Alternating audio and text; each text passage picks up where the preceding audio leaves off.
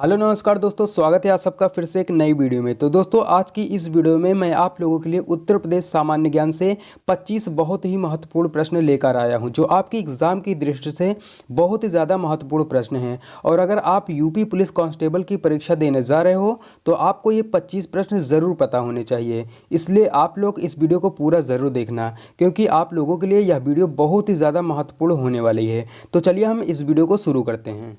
Question number 1 है, उत्तर प्रदेश की राजधानी क्या है। इस प्रश्न का राइट आंसर हो जाएगा ऑप्शन नंबर ए, लखनऊ। अगला हमारा प्रश्न है, उत्तर प्रदेश की स्थापना कब हुआ था। यहाँ पे आपको बताना है उत्तर प्रदेश की स्थापना किस वर्ष हुआ था, ठीक है। इस प्रश्न का जो राइट आंसर हो जाएगा वो ऑप्शन नंबर सी हो जाएगा, 1 अप्रैल 1937। अगला प्रश्न है हमारा, उत्तर प्रदेश का गठन कब हुआ था। उत्तर प्रदेश का गठन किस वर्ष हुआ था।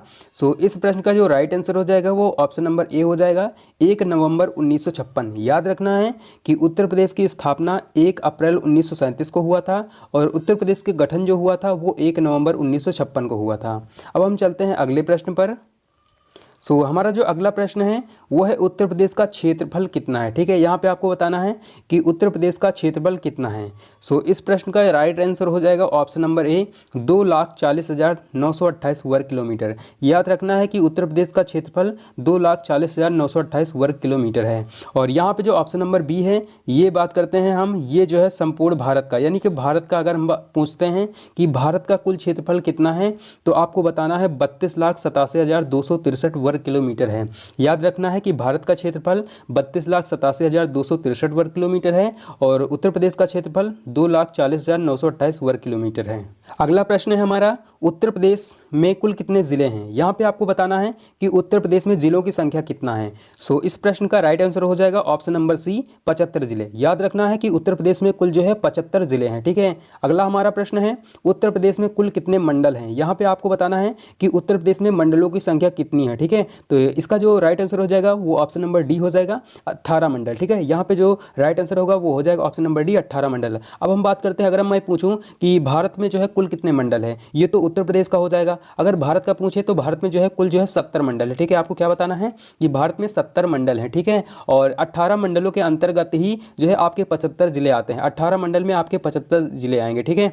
अगर मैं पूछूं कि उत्तर प्रदेश का बड़ा जो है बड़ा मंडल कौन सा है, तो उत्तर प्रदेश का बड़ा मंडल जो है वो है लखनऊ मंडल और इसमें जो है आपको 6 जिले देखने को मिलते हैं, ठीक है। अगर मैं पूछूं कि उत्तर प्रदेश का छोटा मंडल कौन सा है, तो आपको बताना है कि झांसी और आजमगढ़ ये जो है उत्तर प्रदेश के छोटे मंडल हैं और इन दोनों जो है मंडलों में 3-3 जिले आते हैं, ठीक है। ये आपको याद रखना है। अगर यहीं पे मैं पूछूं कि ब्लॉकों की संख्या कितनी है उत्तर प्रदेश में, तो आपको बताना है कि उत्तर प्रदेश में जो है ब्लॉकों की संख्या 822 है, ये भी आपको याद रखना है। और उत्तर प्रदेश में जोन की संख्या कितनी है, उत्तर प्रदेश में जो है 8 जोन है। ये आपको एक्स्ट्रा में आपको ये सारे के सारे प्रश्न जो है आपको याद रखने हैं। अब हम चलते हैं अगले प्रश्न पर। हमारा जो अगला प्रश्न है वो है, उत्तर प्रदेश की जनसंख्या कितनी है। यहाँ पे आपको बताना है कि उत्तर प्रदेश की जनसंख्या जो है वर्तमान में कितना है। तो इसका जो ऑप्शन नंबर ए राइट हो जाएगा, 19,98,12,341 वर्ग किलोमीटर है। आपको याद रखना है कि उत्तर प्रदेश की वर्तमान जनसंख्या 19,98,12,341 वर्ग किलोमीटर है। और यहाँ पे मैं पूछूं कि उत्तर प्रदेश की ये जो जनसंख्या है ये देश की कुल जनसंख्या का कितने परसेंट है, तो आपको याद रखना है कि ये जो है देश की कुल जनसंख्या का 16.51% है, ठीक है। याद रखना कि 16.51% है यह देश की कुल जनसंख्या का, ठीक है। अब हम चलते हैं अगले प्रश्न पर। यहाँ पे जो अगला प्रश्न है वो है, उत्तर प्रदेश का राजकीय फल क्या है। याद रखना कि उत्तर प्रदेश का राजकीय फल क्या है।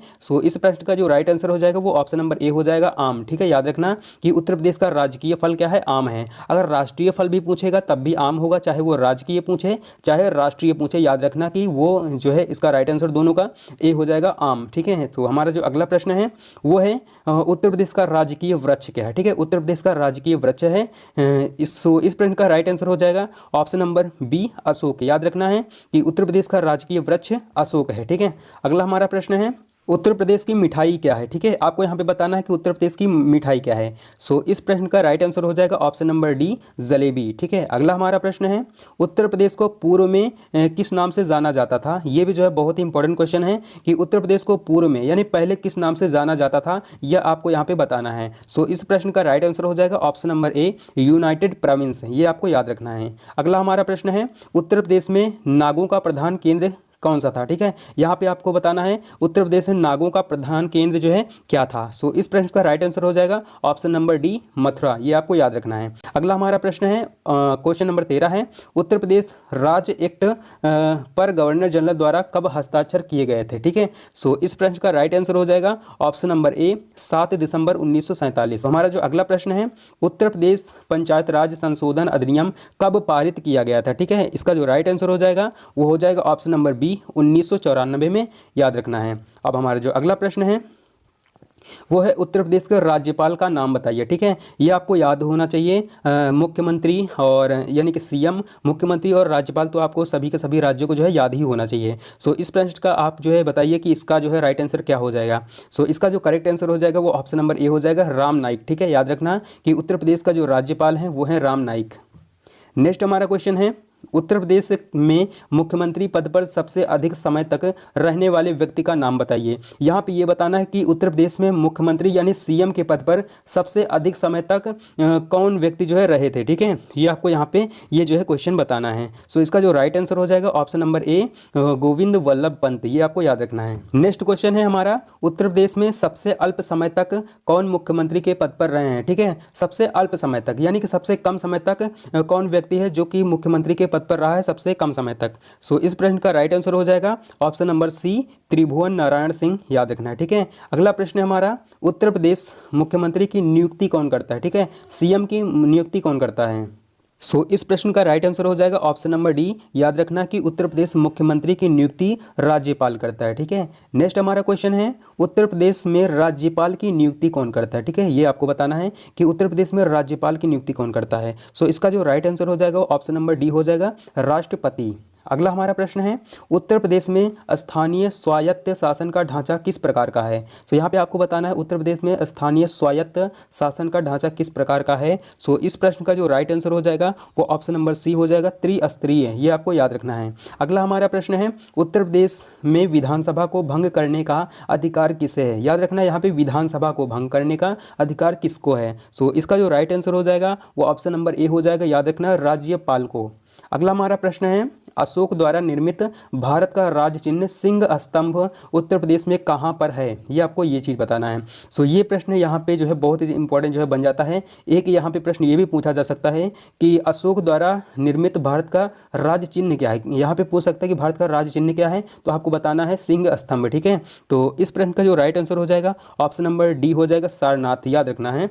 सो हमारा जो नेक्स्ट क्वेश्चन है, गुप्त काल में उत्तर प्रदेश के कौन से नगर व्यवसाय, शिक्षा व कला के प्रमुख केंद्र थे। यहाँ पे क्या प्रश्न है, उत्तर प्रदेश में गुप्त काल में उत्तर प्रदेश के कौन से नगर व्यवसाय, शिक्षा व कला के प्रमुख केंद्र थे। ठीक है, तो इसका जो राइट आंसर हो जाएगा वो ऑप्शन नंबर डी हो जाएगा, सभी। ठीक है, मथुरा भी है, कौशाम्बी भी है, प्रयाग भी है। सो इसका जो राइट आंसर हो जाएगा ऑप्शन नंबर डी, सभी हो जाएगा। अगला हमारा प्रश्न है, प्रथम स्वतंत्रता संग्राम कब हुआ था। ठीक है, प्रथम स्वतंत्रता संग्राम कब हुआ। सो इसका जो राइट आंसर हो जाएगा ऑप्शन नंबर डी। याद रखना है 1857 को हुआ था।